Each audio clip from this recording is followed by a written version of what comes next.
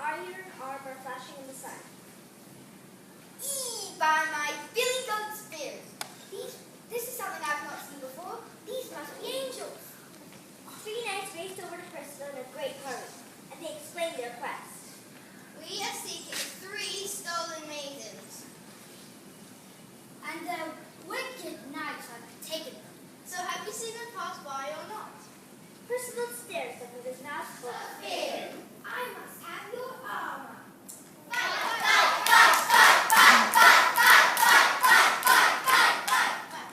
The Red Knight thought they'd set the court just to return his insult, and he charged at Percival, sending him tumbling from the donkey. But Percival bounced to his feet. In his shepherd's boots, Percival picked up his holly branch hunting javelin, jumped on the yard donkey, and cut a bunch of mistletoe to fall on his head with a helmet. Now this is a new gift, and he hurled his holly lance. It plunged into the red helmet's visor.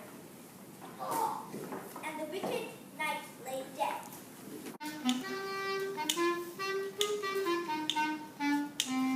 The visitor was extremely tall and his face was as fierce and his muscles as strong. He had a big green beard as big as a bush. His coat and hood were green, as was his horse. The horse's mane and tail were knotted with golden threads and bells. In one hand he held a huge razor-sharp axe, which was also richly decorated in golden and green.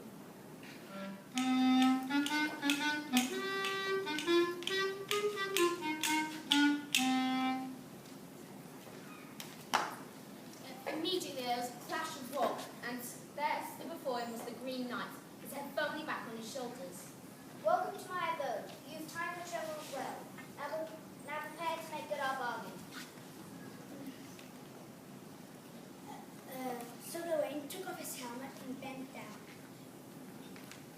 But as the axe arose, he could not help to flinch. Ha! He flinches before he's hurt. When my head comes off, unlike yours, I cannot put it back on. But I gave my word, and I will not flinch again. Once again, the giant brandished his axe. Strike and be done! Have patience, jeered the giant. And for the third time he put the heavy axe into the air and delivered it down with all his strength, splitting the skin.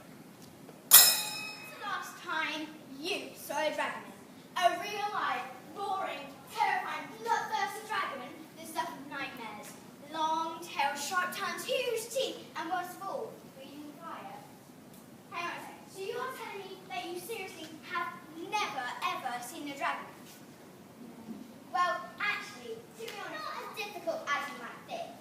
At 40 feet long, from nose to tail, and standing as much as 15 feet high. There are very few places where a dragon can hide. Not only that, but the smell of chemicals and the stench of half-eaten bodies of the father's sheep are a sure sign as well. That second was all Pierce needed, as the huge monster flicked his eyes shut. Pierce rushed and thrust his mighty two-handed sword into the dragon's jaw. Ah! The scream of terrifying pain and rage split the very side in two as the beast relaunched and was beaten. With an earth-shaking thud, the huge creature crashed down onto the floor, and it lay there. Dead. Looking the beast straight into the eye. He told him that he would never find his body. As he buried in Then the spectators stood by the beast. He asked for his bow, fitted an arrow into the string, and instructed his men, wherever this arrow fell, he was to be put. He pulled on the string aside.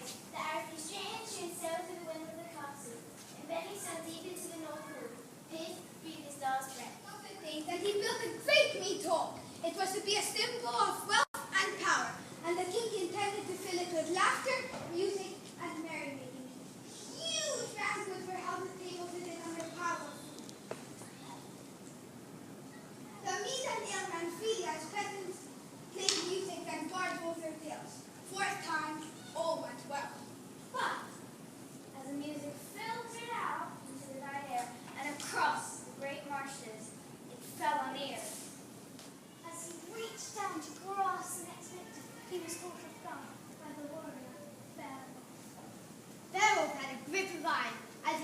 his arms around Grendel's limbs like twin titans. They fought and felt the strength and wrath of each other. Suddenly, out of the shadows, came Grendel's mother. Her eyes were burning with rage and vengeance. In her right claw she held a sword, and she wheeled it around like a dagger. But the brute strength of an adult troll was too much, even for Beowulf. Many years later, back in his homeland, Beowulf encountered a monster far, far greater than any monster he'd ever encountered before. So all started when the slave became angry at his master. History does not record his name, but his terrible deeds started that night. Sharp claws. Beowulf was wounded. Beowulf reached down with a sword. He sliced the dragon straight in the mouth. Again, the beast reared up, snorting fire and poison. But only this